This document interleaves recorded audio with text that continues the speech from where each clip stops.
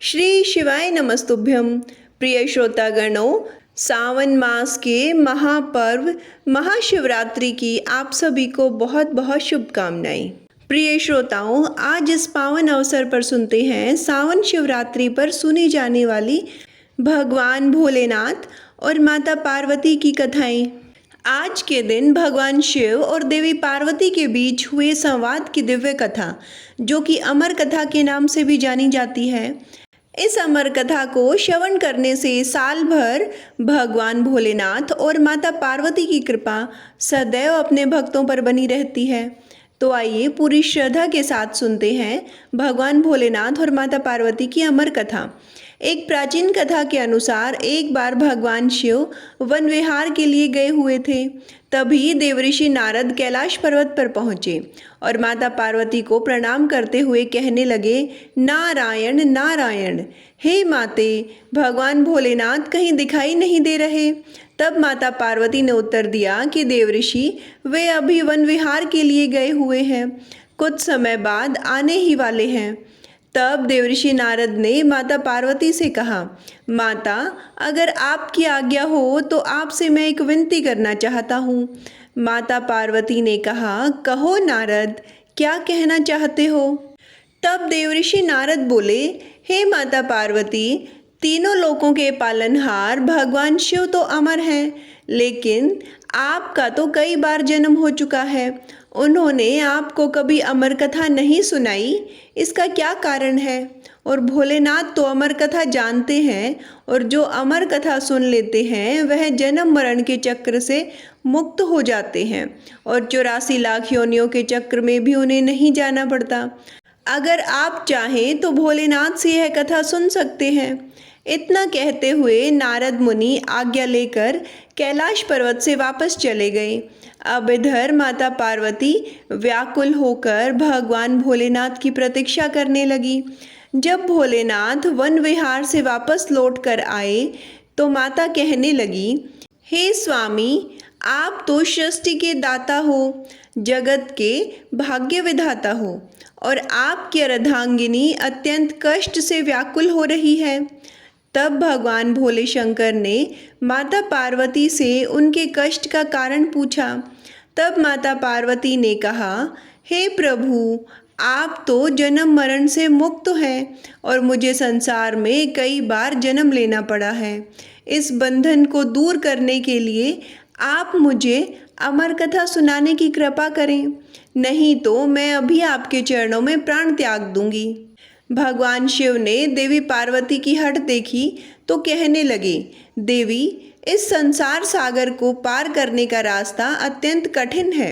इसमें बहुत से लोग सत्कर्मों को भूलकर 5 विषयों का शिकार हो जाते हैं, कुकर्मों में फंसकर अपने कर्मों का फल भोगते हैं और बार बार जन्म मरण के 84 योनियों के चक्र में फंसे रहते हैं। उन पर भगवान कभी प्रसन्न नहीं होते। जब तक कि जीव को अपनी आत्मा से भगवान भक्ति और सत्य धर्म के प्रचार का ज्ञान न हो तो वह सफलता प्राप्त नहीं कर सकता। मैं तो शक्ति, भक्ति, सत्य धर्म के पूर्ण ब्रह्म ज्ञान के द्वारा ही अमर हूँ, जन्म मरण से भी मैं मुक्त हूँ। देवी, अगर आपके मन में भी यही आशा है तो फिर व्यास गुफा में बैठकर मैं आपको वह अमर कथा सुनाऊंगा। और फिर उसी समय भगवान शिव देवी पार्वती को लेकर व्यास गुफा में पहुंच गए। जब भगवान शिव ने गुफा में आसन लगाया तो उन्होंने अपनी शक्ति द्वारा कालाग्नि रुद्र नाम का एक गण प्रकट किया और उसे आज्ञा दी कि गुफा के आसपास एक ऐसी अग्नि प्रकट करो कि जिससे सभी जीवधारी यहाँ से दूर चले जाएं। भगवान शिव की ऐसी आज्ञा पाकर रुद्र ने ऐसा ही किया। जिस स्थान पर भगवान शिव का आसन था उसके पास में ही एक शुक अर्थात तोते का घोंसला था। उस घोंसले में एक अंडा पड़ा हुआ था। उस अंडे पर किसी की भी नज़र नहीं पड़ी और न ही रुद्र अग्नि उसे जला पाई, क्योंकि वह जीवधारी तो अभी उत्पन्न ही नहीं हुआ था। परंतु इसके अलावा सभी जीवधारी या तो मृत्यु को प्राप्त हो गए या फिर वहाँ से दूर चले गए। इसके पश्चात भगवान शिव नेत्र बंद करके एकाग्रचित होकर देवी पार्वती को अमर कथा सुनाने लगे। अमर कथा की शक्ति के द्वारा उस अंडे से एक जीव प्रकट हो गया और इधर अमर कथा सुनते सुनते देवी पार्वती को निद्रा आ गई। अब देवी पार्वती के स्थान पर वह शुक पक्षी अमर कथा सुनकर हुंकारा भरने लगा। अमर कथा जब संपूर्ण हुई तब भगवान शिव ने नेत्र खोले और देवी पार्वती जी से पूछा, क्या आपने अब अमर कथा सुन ली? क्या अब भी आपके मन में कोई शंका है?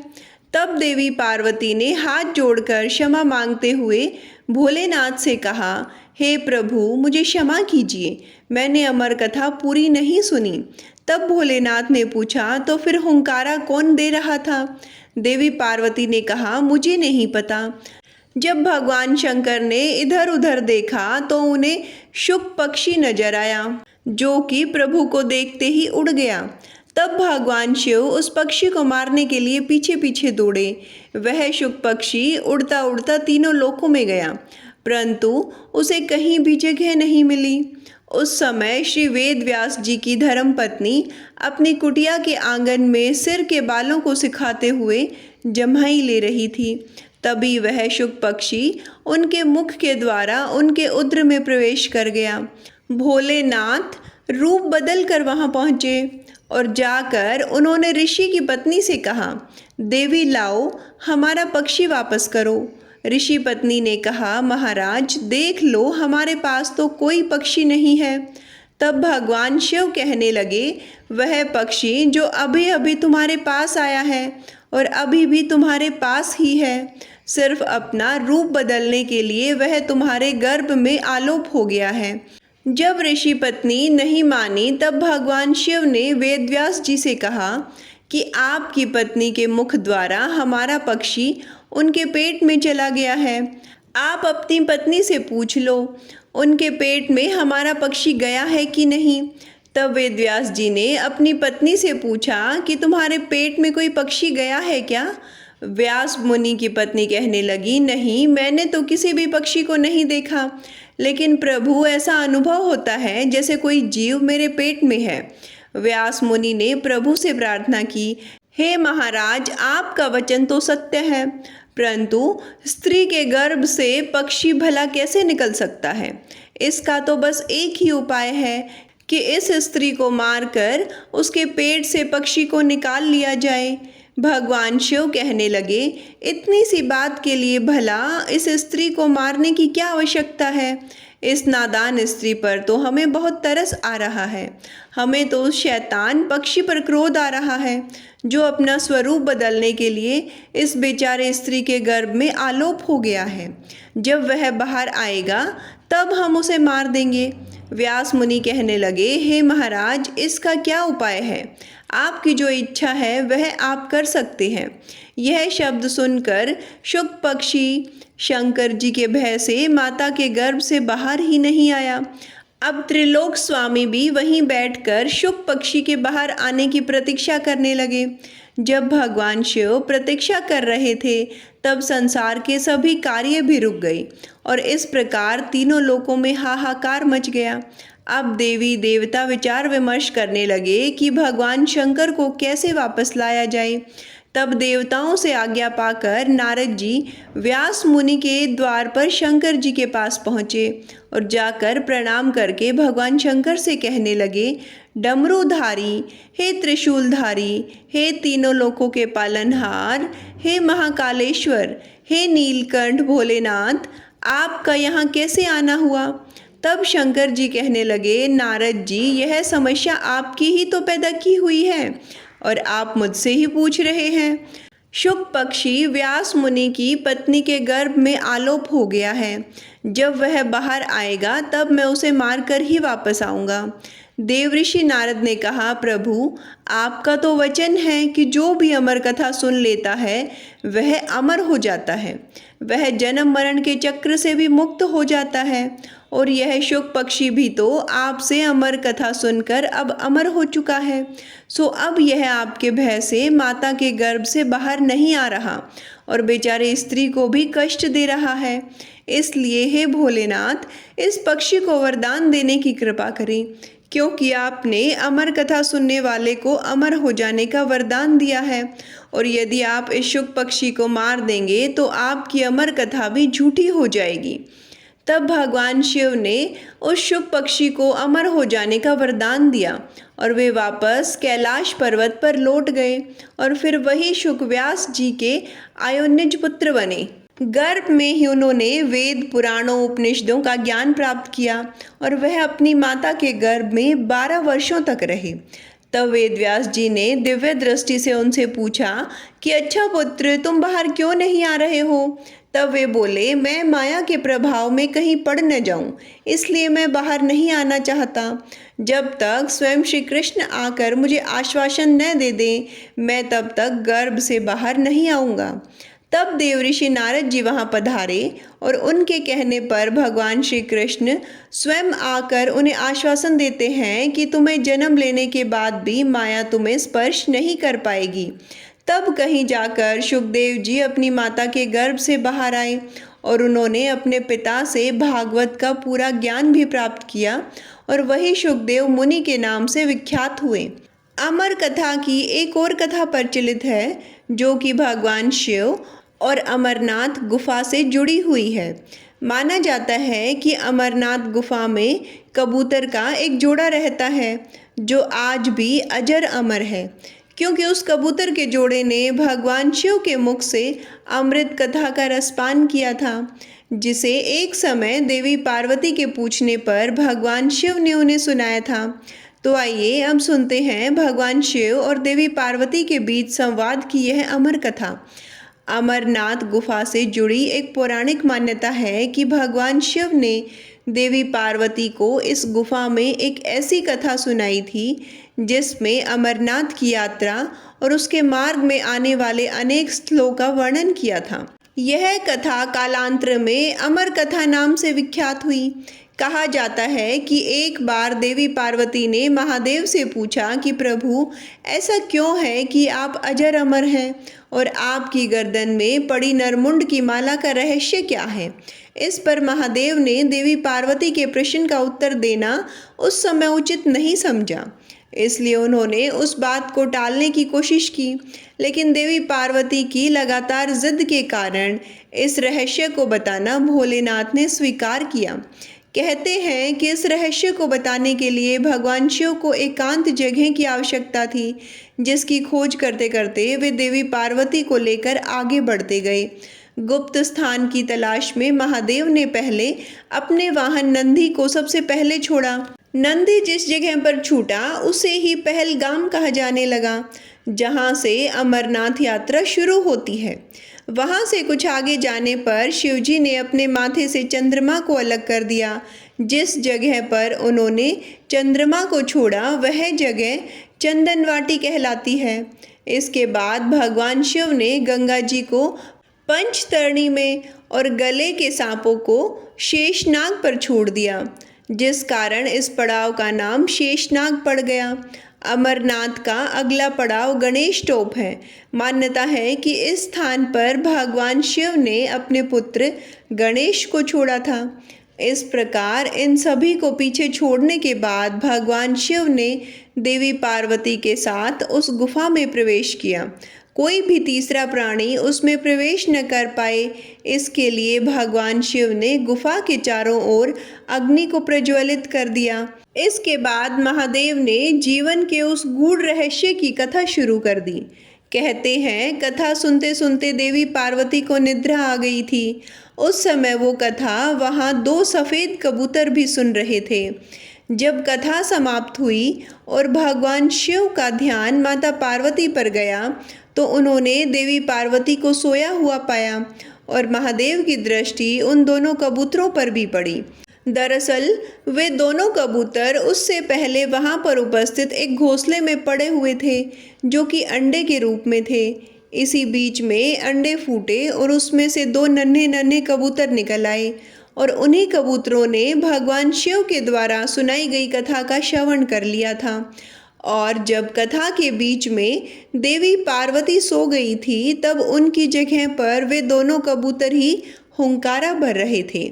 यह बात जानकर महादेव को उन पर बड़ा क्रोध आया। वे उन्हें मारने के लिए दौड़े। फिर वे दोनों कबूतर स्वयं ही महादेव के पास आकर बोले, हे महादेव, अगर आपने हमें मार दिया तो आपकी अमर कथा तो झूठी हो जाएगी, क्योंकि हमने तो आपकी अमर कथा सुन ली है। कहते हैं कि इस पर महादेव ने उन कबूतरों को वरदान दिया कि वह सदैव उसी स्थान पर भगवान शिव और देवी पार्वती के प्रतीक के रूप में रहेंगे। तभी से मान्यता है कि अमरनाथ गुफा में मौजूद कबूतरों का जोड़ा भगवान शिव और देवी पार्वती के प्रतीक के रूप में आज भी विद्यमान है।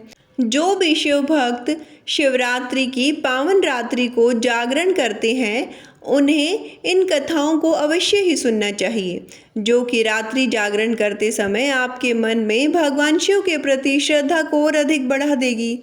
तो आइए प्रेम से मिलकर बोलिए भोले शंकर की जय। एक अन्य कथा के अनुसार एक बार चित्रभानु नाम का एक शिकारी था। वह जंगल में जानवरों का शिकार करके अपना घर चलाता था। शिकारी के ऊपर साहूकार का बहुत सारा कर्ज हो गया और समय पर कर्ज न चुका सकने के कारण एक दिन साहूकार क्रोधित हो गया और उसने चित्रभानु को बंदी बना लिया। जिस दिन साहूकार ने उसे बंदी बनाया था वह शिवरात्रि का दिन था।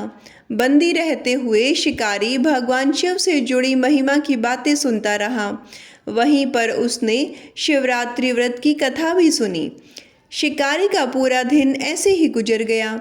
शाम को साहूकार ने चित्रभानु को कर्ज चुकाने के लिए एक दिन का और समय दिया और उसे छोड़ दिया। अब कर्ज चुकाने के लिए चित्रभानु पूरा दिन बिना कुछ खाए पिए जंगल में भटकता रहा और उसने पूरा दिन शिकार ढूंढते हुए बिता दिया। शिकारी ने रात होने पर अपनी सुरक्षा के लिए एक पेड़ पर मचान बनाने के बारे में सोचा। संयोग से जिस वृक्ष पर वह मचान बनाने के लिए चढ़ा था वह बेल वृक्ष था। उसने उस पेड़ की कुछ टहनियाँ तोड़ी और संयोग से बेल पत्र के कुछ पत्ते उसी वृक्ष के नीचे पत्तों के बीच छुपे हुए शिवलिंग पर जा गिरे। इस प्रकार शिकारी ने दिन भर भूखे प्यासे रहकर अनजाने में ही शिवरात्रि का व्रत कर लिया और शिवलिंग पर बेलपत्र भी चढ़ा दिया। अब रात्रि का एक पहर बीतने के बाद एक गर्भिणी हिरनी तालाब के किनारे पानी पीने के लिए पहुंची तो शिकारी ने उसे मारने के लिए अपना धनुष और तीर उठाया तो संयोग से फिर से उसके हाथ से कुछ पत्ते और जल की कुछ बूंदें, जिसे उसने पत्ते पर दोना बनाकर अपने लिए रखा था, अनजाने में ही शिवलिंग पर गिर गई और अनजाने में ही सही शिकारी की प्रथम पहर की पूजा भी संपन्न हो गई।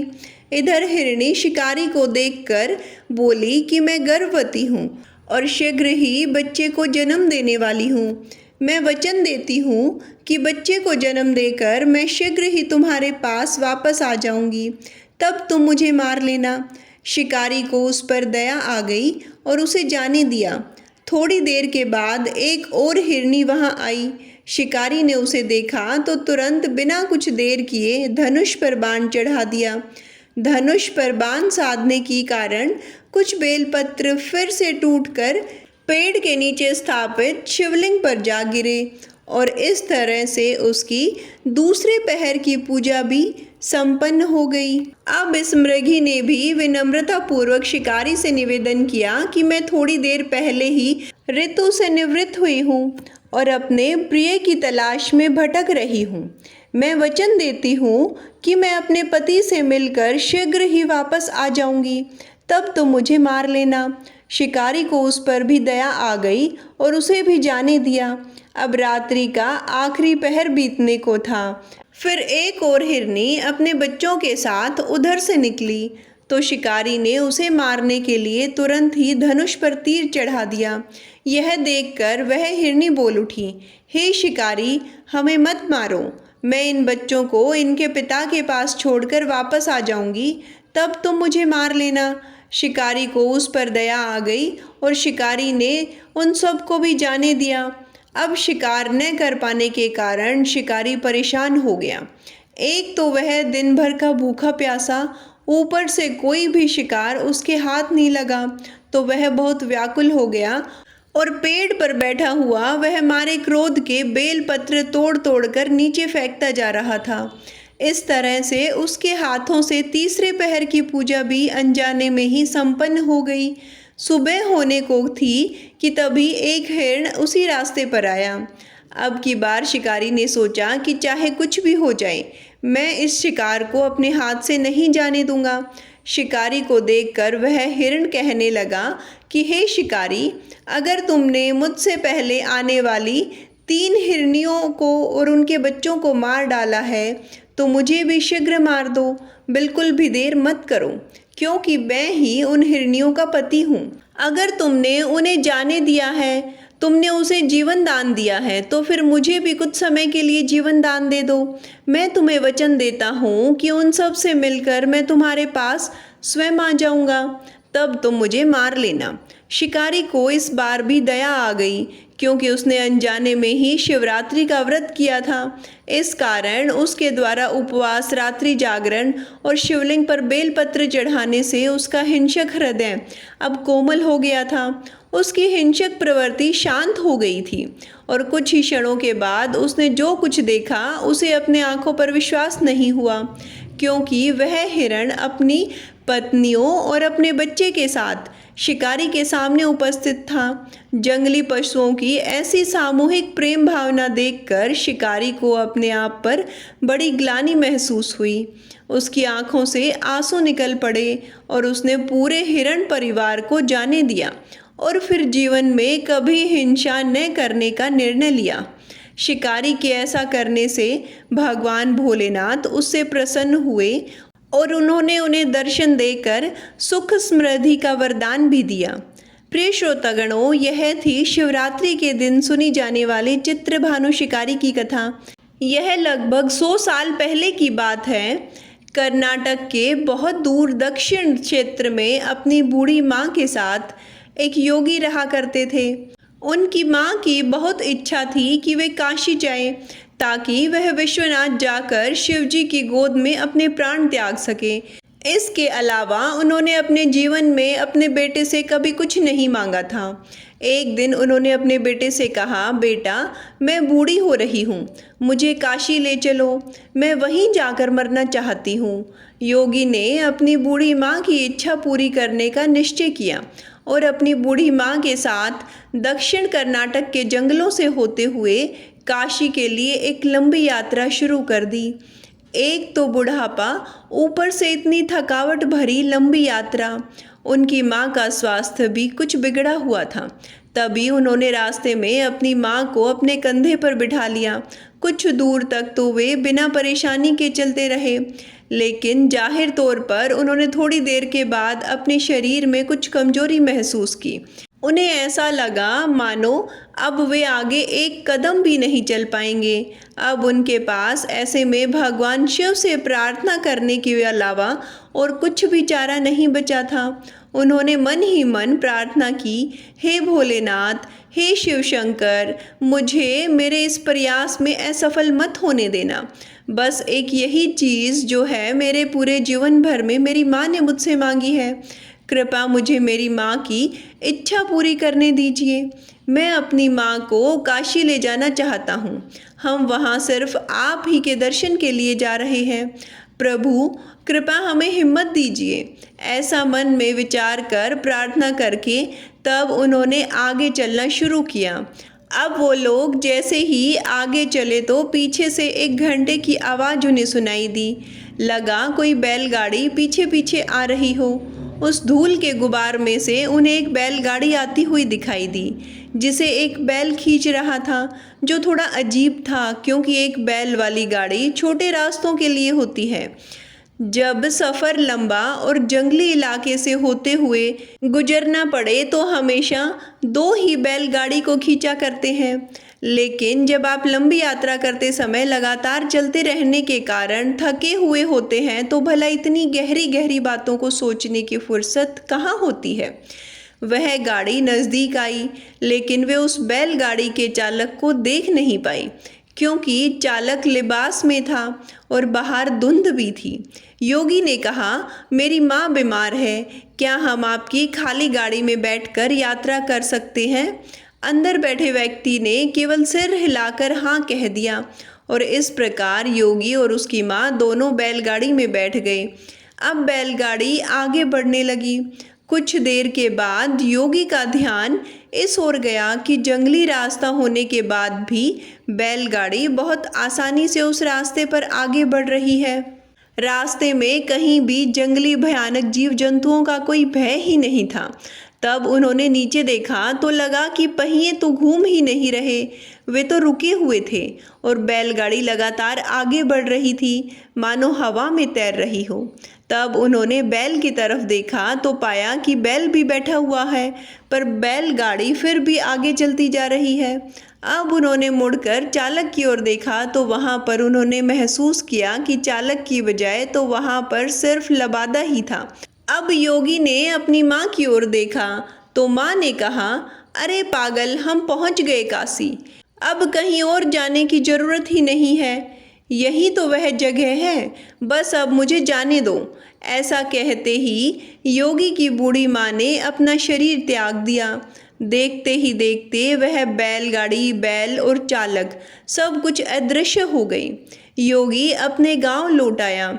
लोगों ने सोचा कि यह इतनी जल्दी लौट कर आ गया है, अवश्य ही अपनी माँ को बीच रास्ते में कहीं पर छोड़ आया होगा और उसे काशी लेकर ही नहीं गया होगा।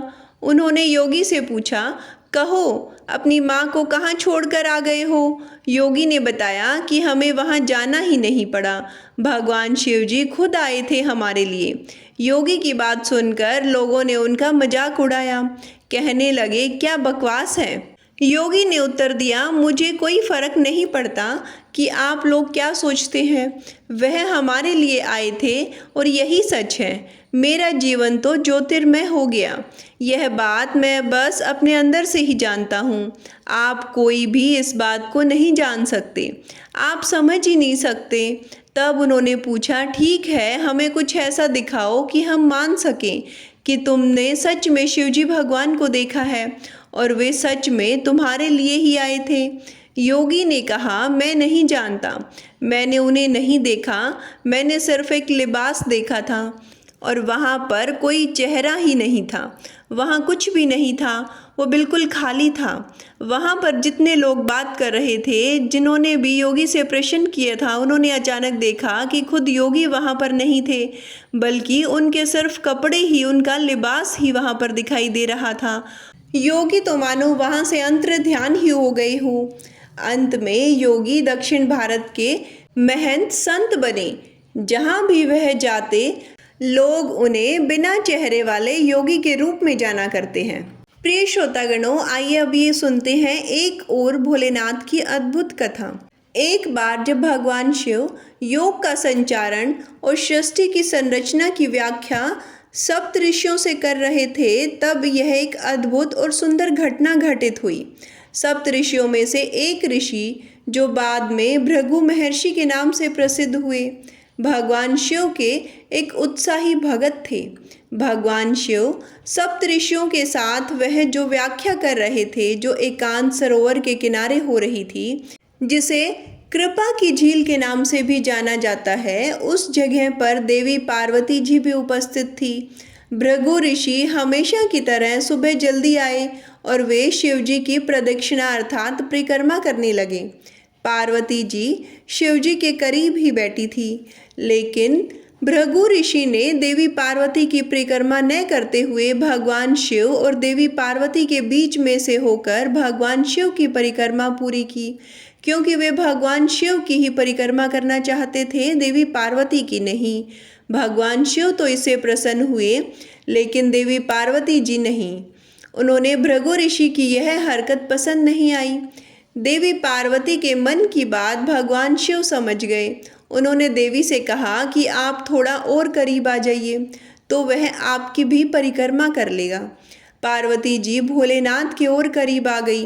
भृगु ऋषि ने देखा कि अब तो परिक्रमा करने के लिए भगवान शिव और देवी पार्वती के बीच में थोड़ी सी भी जगह नहीं बची, तो उन्होंने एक चूहे का रूप धारण कर लिया और देवी पार्वती को बाहर रखते हुए अकेले शिवजी की ही परिक्रमा पूरी कर ली। पार्वती जी इस बात से क्रोधित हो गई। तब तब भगवान शिव ने उन्हें अपनी जंघा पर बिठा लिया। तब भी भृगु ऋषि ने एक छोटे से पंछी का रूप धारण किया और शिव जी की परिक्रमा पूरी कर ली।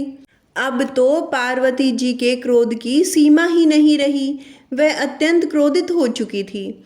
शिव जी ने पार्वती जी को खींचकर खुद में मिला लिया और उन्हें खुद का हिस्सा बना लिया, जिससे उनका आधा हिस्सा शिव बन गया और आधा हिस्सा पार्वती। इस प्रकार वे अर्धनारीश्वर बन गए। भृगु ऋषि ने यह सब देखा तो वे खुद भी पीछे नहीं हटने वाले थे और उन्होंने खुद को देखते ही देखते एक मधुमक्खी के रूप में बना लिया और उनकी दाहिनी टांग का चक्कर लगा लिया। भृगु ऋषि का यह बचकाना भक्ति भाव देखकर शिवजी भगवान प्रसन्न तो हुए, परंतु वे ये नहीं चाहते थे कि भृगु ऋषि अपनी भक्ति में इतना खो जाए कि वह प्रकृति के परम स्वभाव को ही समझ न पाए। तब वे सिद्धासन में बैठ गए। अब तो भृगु ऋषि के पास कोई भी रास्ता नहीं बचा था कि वह सिर्फ शिवजी या उनके शरीर के किसी हिस्से का चक्कर लगा सके। देवी पार्वती को ऋषि की इस ओछी सोच पर बहुत क्रोध आया।